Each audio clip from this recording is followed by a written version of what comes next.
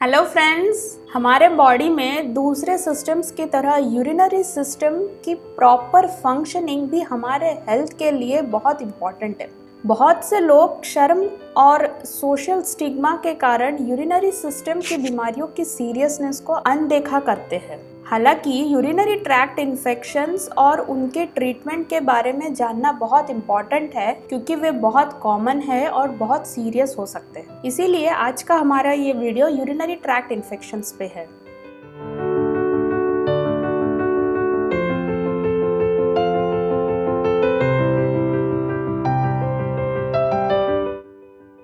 Visual designers के एक और वीडियो में आपका स्वागत है। मैं हूँ डॉक्टर डिम्पल दलाल।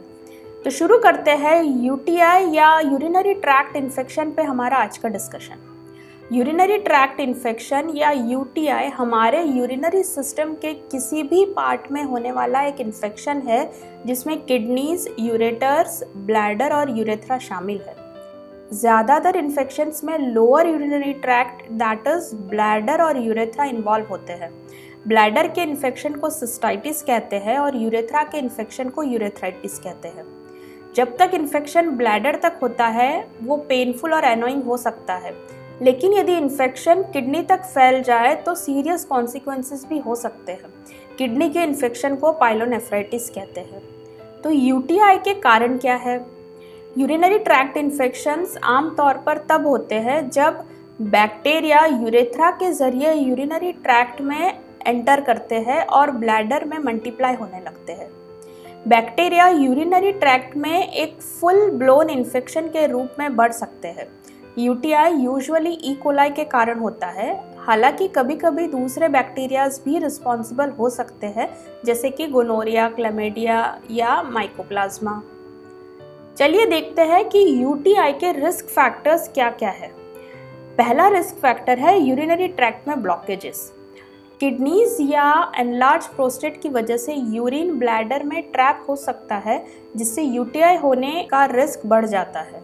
दूसरा रिस्क फैक्टर है सप्रेस्ड इम्यून सिस्टम। डायबिटीज या अन्य कोई रोग जो इम्यूनिटी को कम करते हैं, यूटीआई के रिस्क को बढ़ा सकते हैं। नेक्स्ट रिस्क फैक्टर है कैथेटर का उपयोग। जिन लोगों को यूरिनेशन के लिए कैथेटर का यूज करना पड़ता है, उन्हें यूटीआई होने का रिस्क बढ़ जाता है। Another risk factor is recent urinary procedure. Urinary surgery या यूरिनरी ट्रैक्ट का एग्जामिनेशन जिसमें मेडिकल इंस्ट्रूमेंट्स इन्वॉल्व हो, यूटीआई का रिस्क बढ़ा सकते हैं। पुरुषों की तुलना में महिलाओं में यूटीआई का रिस्क ज़्यादा होता है, क्योंकि पहला कारण है एनाटॉमिकल पोजीशन। फीमेल्स में यूरेथ्रा से एनस और यूरेथ्रल ओपनिंग से ब्लैडर तक का डिस्टेंस कम होने की वजह से उनमें यूटीआई होने का रिस्क ज़्यादा होता है। दूसरा रीज़न है सेक्सुअल एक्टिविटी। जो वुमन सेक्सुअली एक्टिव नहीं है, उनके मुकाबले सेक्सुअली एक्टिव वुमन में यूटीआई होने का रिस्क ज़्यादा होता है। तीसरा एक रीज़न है certain type of birth controls. जो महिलाएं बर्थ कंट्रोल के लिए डायफ्राम्स या स्पर्मिसाइडल एजेंट्स का उपयोग करते हैं, उन्हें यूटीआई होने का रिस्क ज़्यादा होता है। अगला रीज़न है मेनोपॉज। मेनोपॉज के बाद ईस्ट्रोजन हार्मोन के कम हो जाने से यूरिनरी ट्रैक्ट में कुछ चेंजेस होते हैं जो उन्हें इन्फेक्शन के प्रति वल्नरेबल बनाते हैं। तो चलिए अब आगे बढ़ते हैं यूटीआई के साइन एंड सिम्टम्स की ओर। लोअर यूरिनरी ट्रैक्ट इन्फेक्शन होने पे कुछ इस तरह के साइन एंड सिम्टम्स मिलेंगे। पहला है a strong persistent urge to urinate. Next is a burning sensation when urinating. Another symptom is passing frequent small amounts of urine. अगला सिम्टम है urine that appears cloudy. Urine that appears red, bright pink और cola coloured, a sign of blood in urine। फिर एक और symptom आता है strong smelling urine। pelvic pain in women, especially in the center of the pelvis and around the area of pubic bone। In case of upper urinary tract infection, ऊपर दिए गए symptoms के साथ पेशेंट को बुखार, उल्टी और पेट में दर्द भी हो सकता है। यदि तुरंत और ठीक से इलाज किया जाता है तो लोअर यूरिनरी ट्रैक्ट इन्फेक्शन शायद ही किसी कॉम्प्लिकेशन का कारण बनते हैं। लेकिन जब प्रॉपर ट्रीटमेंट नहीं किया जाता है तब यूटीआई के सीरियस कॉन्सिक्वेंस हो सकते हैं। तो अब बात करते हैं कॉम्प्लिकेशंस की। कॉम्प्लिकेशन जैसे कि रिकरेंट इन्फेक्शंस, स्पेशली महिलाओं में जो 6 महीने की अवधि में 2 या 2 से ज़्यादा बार यूटीआई से सफ़र कर सकते हैं, या जिन्हें 1 वर्ष के भीतर 4 या 4 से ज़्यादा बार यूटीआई हो सकता है। अनट्रीटेड यूटीआई के कारण एक्यूट या क्रॉनिक किडनी इन्फेक्शन से परमानेंट किडनी डैमेज भी हो सकता है। अगला कॉम्प्लिकेशन है यूरेथ्रल नैरोइंग। पुरुषों में रिकरेंट यूरेथ्राइटिस के कारण यूरेथ्रल नैरोइंग या स्ट्रिक्चर हो सकता है। यूटीआई का एक बहुत ही इम्पॉर्टेंट कॉम्प्लिकेशन है सेप्सिस। यदि इन्फेक्शन किडनी तक पहुंच जाता है तो सेप्सिस भी हो सकता है, जो कि एक लाइफ थ्रेटनिंग कॉम्प्लिकेशन है। तो हम यूटीआई को प्रिवेंट कैसे कर सकते हैं? यूरिनरी ट्रैक्ट इन्फेक्शन के रिस्क को कम करने के लिए इन बातों का ध्यान रखें। पहला है drink plenty of liquids, specially water. पानी ज़्यादा पिए। पानी पीने से यूरिन डाइल्यूट हो जाता है और फ्रीक्वेंटली यूरिनेट करने की ज़रूरत पड़ती है, जिससे इन्फेक्शन शुरू होने से पहले ही बैक्टीरिया बॉडी से बाहर निकल जाता है। Next is empty your bladder before and after intercourse. तो चलिए अब जानते हैं यूटीआई की कुछ बहुत ही इफेक्टिव होम्योपैथी रेमेडीज के बारे में। पहली रेमेडी है एपिस मेलिफिका। ये यूरिनरी ट्रबल्स के लिए एक बहुत ही यूजफुल रेमेडी है। ये तब दी जा सकती है जब पेशेंट को incontinence of urine with great irritation of parts होता है। जैसे ही ब्लैडर में थोड़ा सा भी यूरिन कलेक्ट होता है, the urge comes which is constant and ineffectual. Urination के समय बर्निंग एंड सोअरनेस होती है। स्टिंगिंग पेन एंड स्ट्रैंग्यूरी भी हो सकता है। लास्ट ड्रॉप में बर्निंग और शार्प पेन होता है। यूरिन स्कैंटी होता है। Coming only in drops. Urine is bloody, fetid, albuminous with cast. Urine बहुत डार्क और फ्रॉदी भी हो सकता है। सेकेंड रेमेडी है बर्बेरिस वल्गैरिस। ये किडनी के इन्फ्लेमेशन और हिमेचूरिया के लिए बहुत ही यूजफुल रेमेडी है।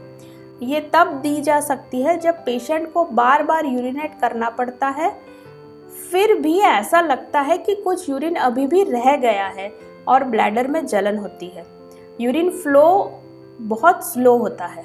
Urine is thick, bloody with mucus and mealy sediment. Kidney में बबलिंग सोअर सेंसेशन होता है। यूरिन के वक्त थाइज एंड लॉइंस में पेन होता है। Urethra burns when not urinating. Third remedy है कैंथेरिस। ये किसी भी प्रकार की यूरिनरी कंप्लेंट्स जैसे कि cystitis, urethritis, renal colic etcetera में बहुत ही यूजफुल रेमेडी है। ये तब दी जा सकती है जब यूरिनेशन से पहले, दौरान और बाद में कांस्टेंट एंड इनटॉलरेबल अर्जिंग होता है। Urine scalds him and is passed drop by drop. एक बार में यूरिन की कुछ ड्रॉप्स ही निकलती है। यूरिन के साथ ब्लड भी आता है।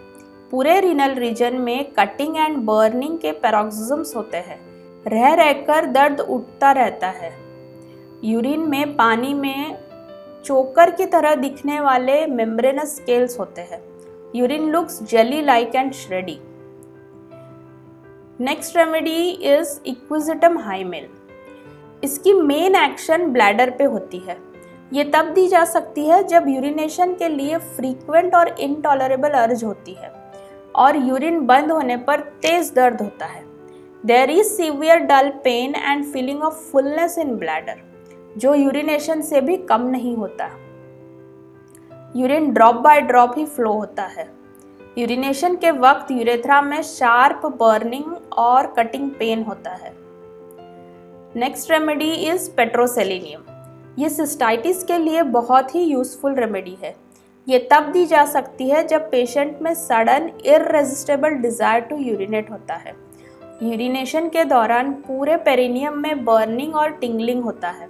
यूरेथ्रा से मिल्की फ्लूइड डिस्चार्ज निकलता है। यूरिन पास करते समय इतना दर्द होता है कि पेशेंट को शिवरिंग होने लगती है।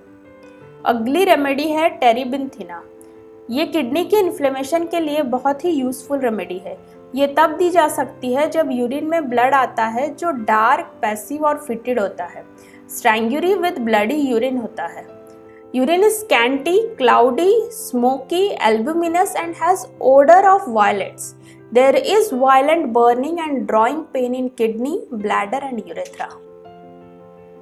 यूटीआई के लिए होम्योपैथी में और भी बहुत सी रेमेडीज है। हमने यहाँ कुछ कॉमन रेमेडीज ही डिस्कस करी है। यदि आपको ये वीडियो पसंद आया हो तो प्लीज़ इसे लाइक और शेयर करना ना भूलें। अगर अभी तक आपने हमारे चैनल को सब्सक्राइब नहीं किया है तो please do so now. Comment करके अपना फीडबैक ज़रूर दीजिएगा। Thanks for watching, bye.